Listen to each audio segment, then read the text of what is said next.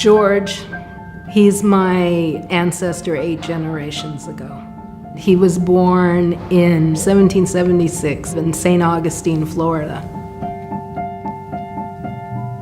Flora was a slave in the Leslie house. They became lovers, and then a few years later, George was able to purchase Flora, and by 1808, Flora has 500 acres in her name. Born into slavery, but then she becomes a landholder, and she carries a large amount of prestige. There was never a photograph, there was never any representation of her.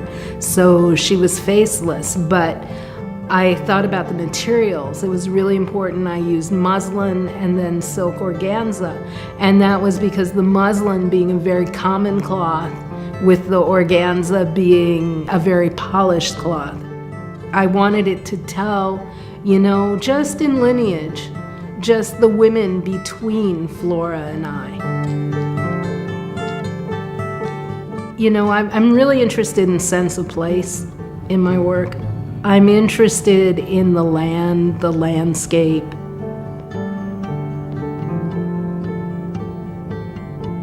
Those flowers are representative of all of the slaves that never made it to shore.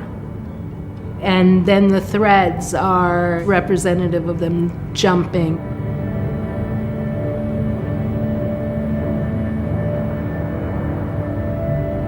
Little Dreams is really part of the family story. They're having to pack up their little dreams of their home, their land, their lives, which are, forever in Florida. George is buried in Florida. He's quoted as saying that when he's lived his life in the theater of St. Augustine, in his death, he just wants to be buried under a shade tree. And so that is my piece in just kind of giving him a peaceful place under his shade tree.